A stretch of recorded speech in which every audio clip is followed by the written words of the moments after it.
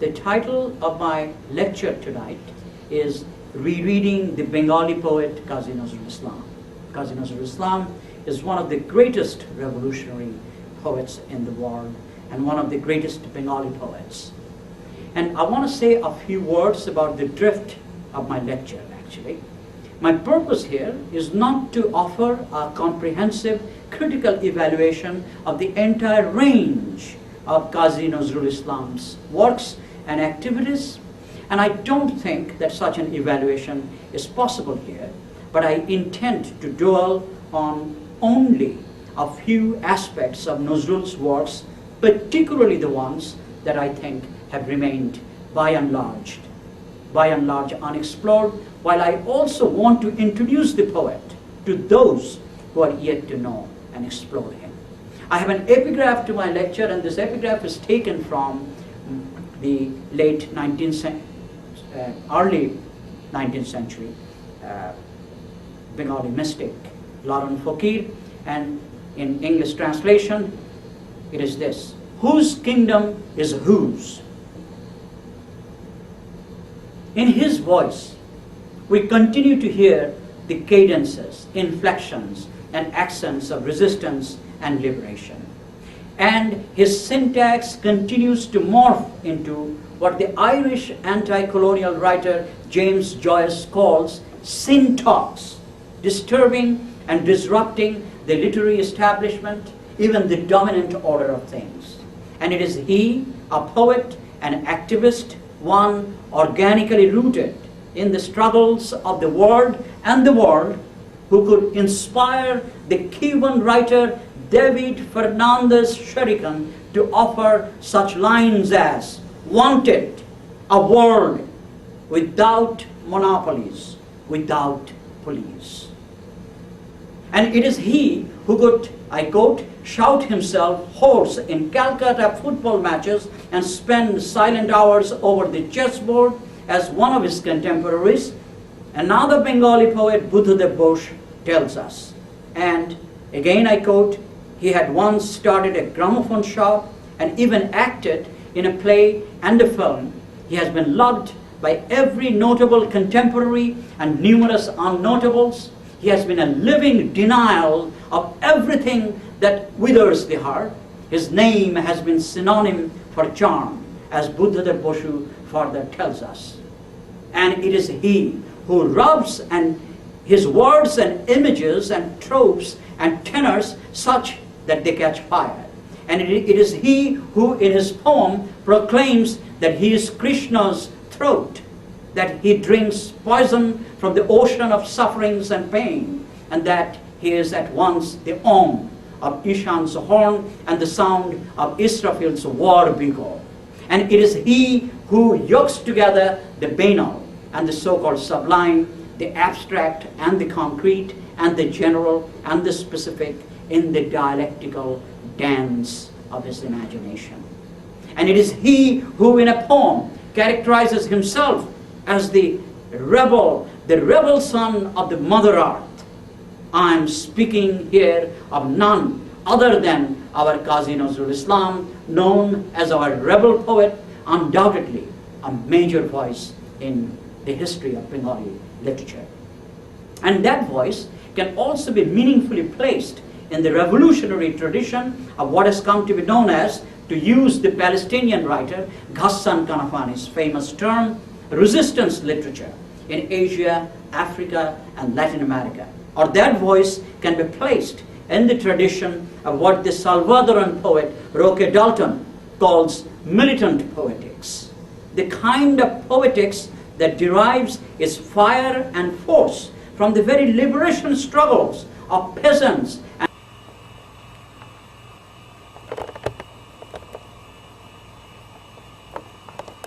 without, however, rigorously contextualizing the phenomenon of violence vis-a-vis decolonization, sent a message to Kazi Nazrul Islam soon after he had founded a bi-weekly called the Dhumketu, in English, the Comet, in India. And here is the poem by Rabindranath Tagore in English translation to Kazi Nazrul Islam. Come, ye comet, come, to build a bridge of fire across the dark. Hoist up on the castle top of evil days your flag of victory. Let omens be carved on the forehead of the night. Awaken, startle those that drowse.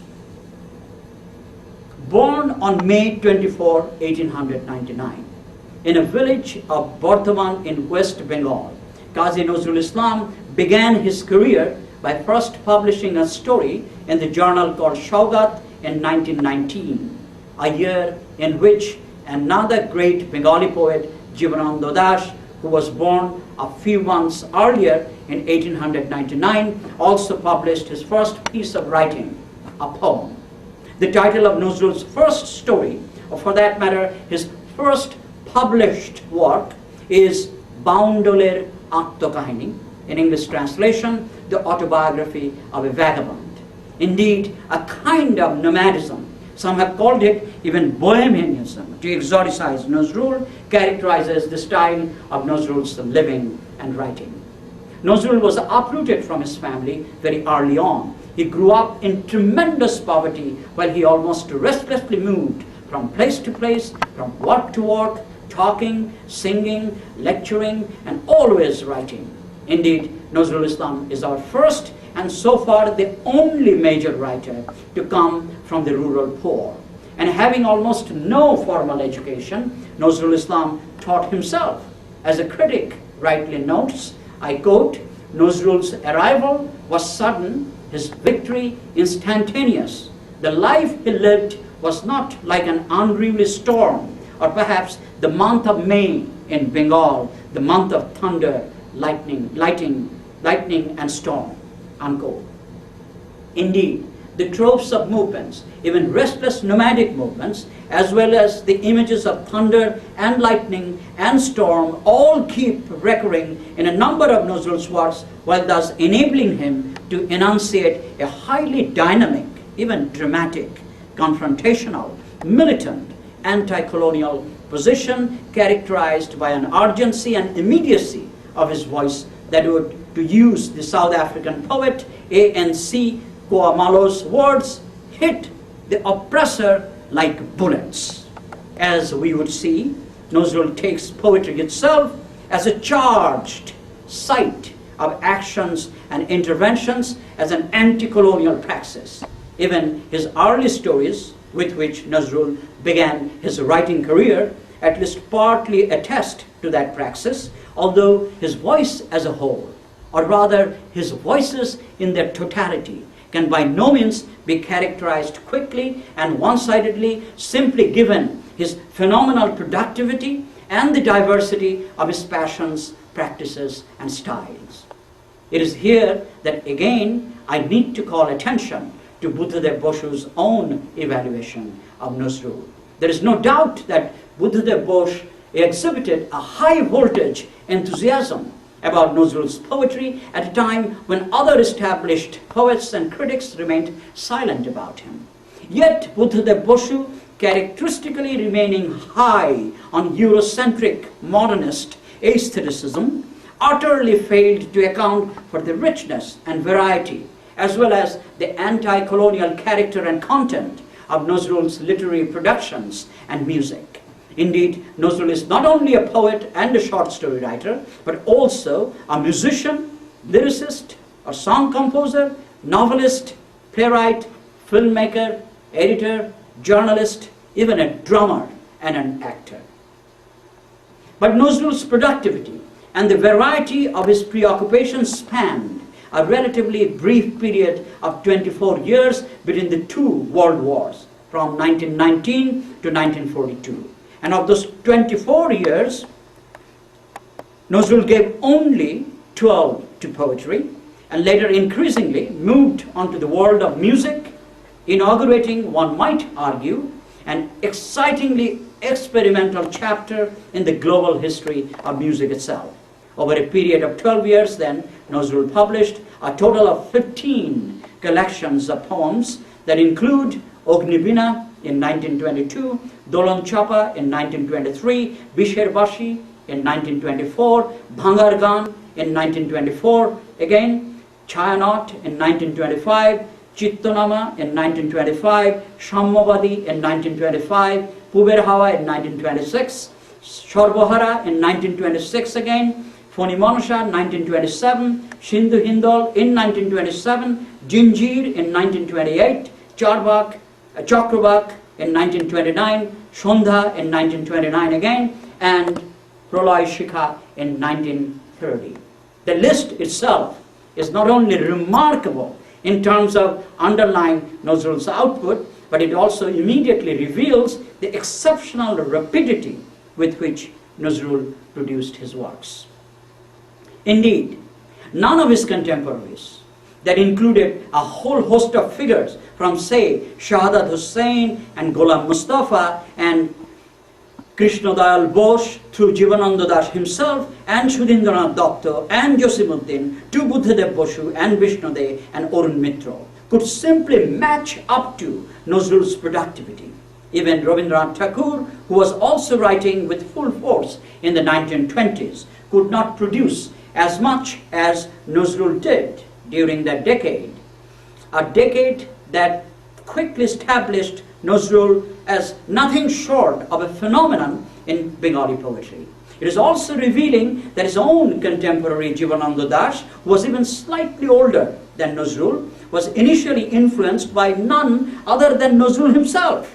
In fact, Jivananda, a highly powerful poet as he is, was simply groping or seeking to find his voice in the world of poetry at a time when Nazrul had already reached a remarkable height of poetic accomplishments, while also coming to influence even his seniors. But Nazrul's productivity did not interfere with the quality of his poetry, as well as with the variety of thematic and stylistic trajectories he pursued in his work. Take the year 1922 as an example. It was in that year when Nazrul published his famous poem Bidrohi, in English, The Rebel, a rhetorically and linguistically explosive poem, a politically charged anti-colonial poem that immediately established Nazrul Islam as the rebel poet in Bengali literature.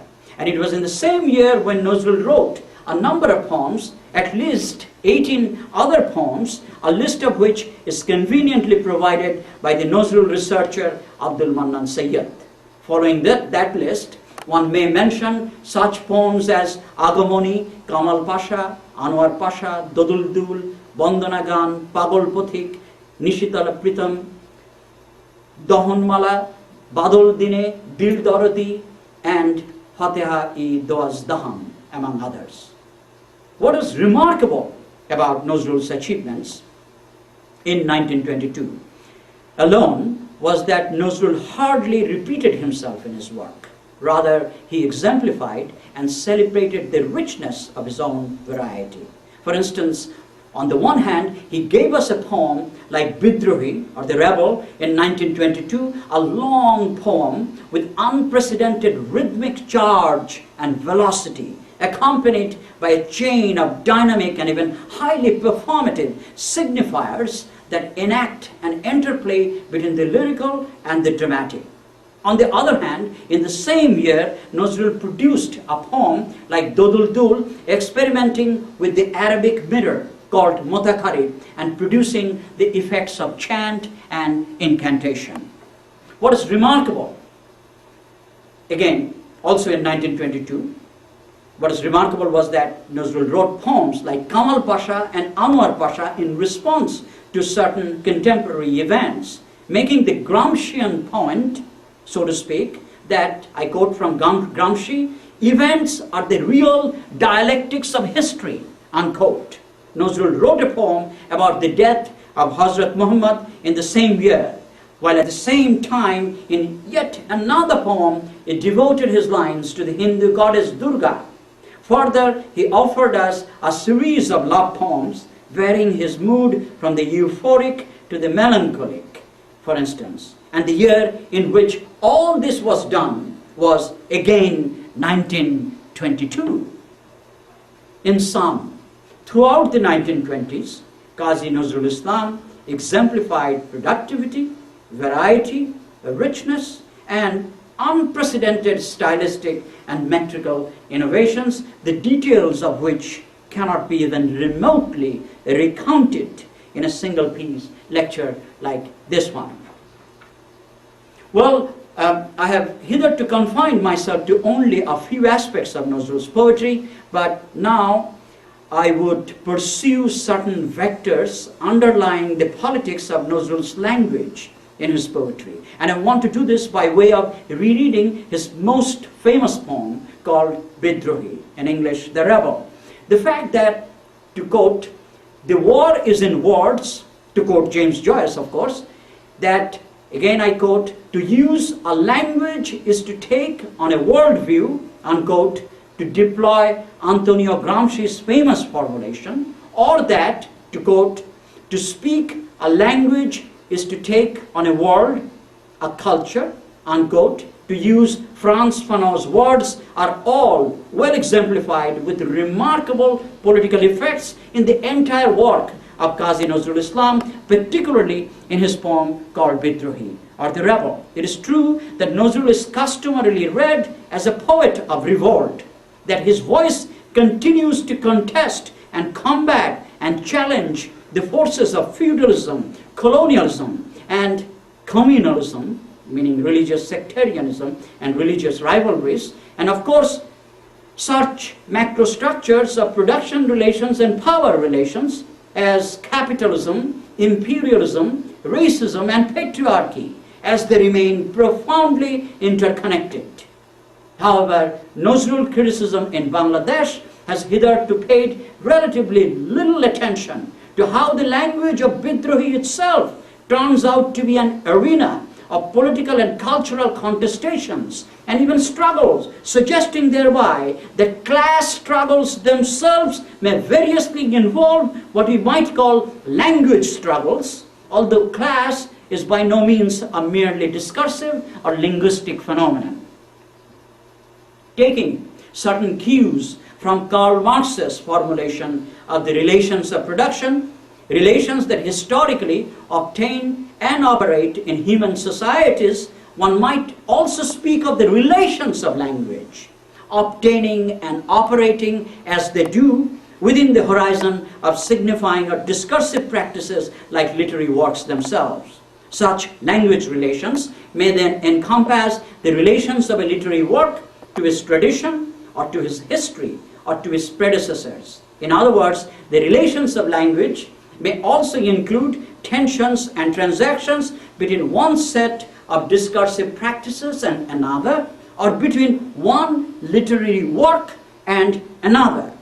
Bidrohi, which I reckon as a revolutionary signifying intervention on behalf of the toiling masses in particular, points up its own relations of language by way of making, on a massive scale indeed, what one might call linguistic transgressions, and thus unsettling an entire set of poetic or stylistic norms. I cannot but submit that one hardly finds a work in Bengali literature that formally anticipate Nazrul's Bidrohi in particular, a poem that combines in unprecedented ways a variety of metrical forms, patterns, and lexical resources. True, in the poem Bidrohi, Nazrul seeks to confront and combat domination of all forms. True, Nazrul was even sent to prison for writing poetry that fiercely fights domination. And one can certainly place Nazrul in the company of such third world revolutionary poet activists as Nazim Hikmet from Turkey, Roque Dalton from El Salvador, Oterano Castillo from Guatemala, Faiz Ahmed Faiz from Pakistan, Mahmoud Dervish from Palestine, Kim Chi Ha from Korea, and Jose Maria Sison from the Philippines, who all had to go to jail or prison because of their activist poetry that continues to fight and threaten the powerful and the dominant. While Nazrul's poetry took him to prison, the language of his poetry ends up breaking that prison and even sets him free in a certain sense. Indeed, Nazrul's Bidrohi dramatizes and mobilizes his accumulated resistance to the prison house of language. Given this resistance, then, one can also place Nazrul in the tradition of such figures as Chandidas, Nanak, and Lalan Fakir, who all radically explore the power and limits of language while seeking to fashion a new one by way of valorizing the freedom of humanity. Also, in terms of linguistic rebellion, one might compare Nazrul to Michael Madhusudan Datta, who inaugurated a decisive rupture with the literary tradition preceding him. Yet Nazrul is strikingly different from Madhusudan, for unlike the latter, Nazrul's language struggle, by and large, remains firmly, even organically, tied to his own people, poor farmers and peasants, that is to say. Thus, one can easily take Nazrul as an example of Gramsci's organic intellectuals, who are different from traditional intellectuals. For organic intellectuals, unlike their traditional counterparts, keep challenging and fighting the powerful and the dominant through forging organic, active ties to, or even being part of, the oppressed themselves, through deeply internalizing, articulating, and advancing their aspirations, their cause, their struggle at all levels. As Nazrul maintains symptomatically in Bidrohi, I quote in translation, "I am the pain and sorrow of all homeless sufferers. I am the anguish of the insulted," unquote. And surely, Nazrul's Bidrohi can be read as an exemplary anti-colonial text, the kind of text that is animated and energized by opposition and resistance to colonialism. One may certainly profitably compare Nazrul's poem Bidrohi to Yeats's poetry of decolonization, Amy César's anti-colonial poetry, Frantz Fanon's liberationist counter-narrative of anti-imperialist resistance, and the works of other third world writers that Edward Said, for instance, catalogs and values in his work Culture and Imperialism. Jose Marti, Jose Carlos Maria Tegue, W.E.B. Du Bois, and Amilcar Cabral, among others. In fact, in his Culture and Imperialism, Said theorizes the very culture of opposition and resistance at some length and maintains, I quote from Said, "One of the first tasks of the culture of resistance was to reclaim, rename, and re-inhabit the land." And with that came a whole set of further assertions, recoveries, and identifications, all of them quite literally grounded on this poetically projected base, unquote. Bidrohi can certainly be read as a poem of assertions and identifications in the Saidian sense. Nazrul as an act of identification and assertion, foregrounds, accentuates, enacts, repeats, and even renders ubiquitous the I, used more than 100 times in the poem. Also, he does it with such force and fire and fury that one gets the impression that Nazrul keeps exploding his verbal bombs, one after another, at the roots of colonialism. In fact, at all forms and forces of oppression. Thus, Nazrul's Bidrohi seems to be anticipating the spirit of one of the opening statements Frantz Fanon makes in The Wretched of the Earth. I quote from Fanon, "Decolonization is a violent phenomenon," unquote. And in his penchant for decolonization, then Nazrul, in his Bidrohi, resorts to linguistic violence in order to withstand and even completely do away with colonial violence itself, in the very interest of building what Nazrul Islam himself calls a, quote, "a new universe of joy and peace," unquote.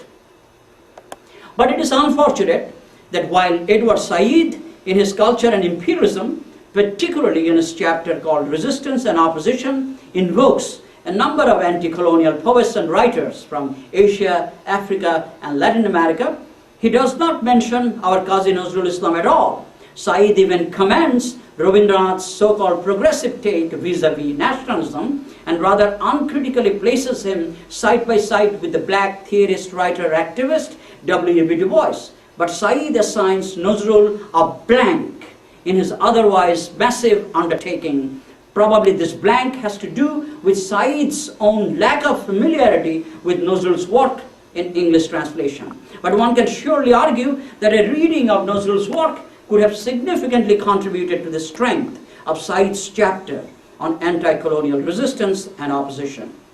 And as a text of resistance and opposition, Bidrohi opens up a space of possibilities by way of first identifying a series of contraries and binary oppositions and then transforming them into an aesthetically and politically strategic unity against colonialism and religious sectarianism, for instance. This strategic unity is particularly signaled and enacted by a movement from the I to the we, a movement that we notice particularly towards the end of the poem. And also Nazrul's style of bringing together different and disparate elements is revealing and instructive. It is then important to notice how Nazrul yokes together certain elements of Hindu mythology and those of Islam. Well, of course, this is no mere textual chutnification for Nazrul. Indeed, the ways in which Nazrul brings together those different and even apparently contradictory elements do not attest to an unproblematically orchestrated unity of Islam and Hinduism as such, but they strategically point to the over-determined tensions and transactions between the two in response to what Franz Fanon calls the perverted logic of colonialism that is characteristically binaristic and divisive. Also, at other levels, Nazrul's language offers a frequent interplay between the poetic and the prosaic, between the lyrical and the dramatic, between the indigenous and the foreign. And one cannot fail to notice how deftly Nazrul combines lexical resources drawn from Arabic and Persian and Bengali in ways in which he inaugurates certain exciting relations of language in Bangla poetry itself.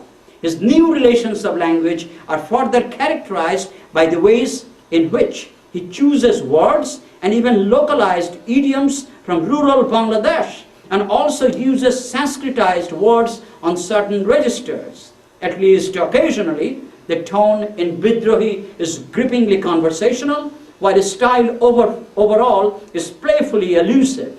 Indeed, Nazrul creates a language that is markedly different from that of Rabindranath Tagore on the one hand, and from the language of Bangla literary modernism, represented differently by such poets as Jivanananda Das, Sudhin Datta, Amiya Chakraborty, Buddhadev Bosu, and Vishnu De on the other.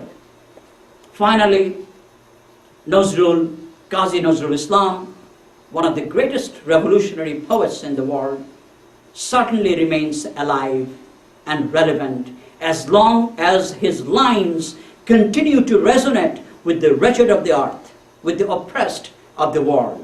I quote in translation from Nazrul, "I, the great rebel, shall rest in quiet only when I find the sky and the air free of the groans of the wretched of the earth." Unquote.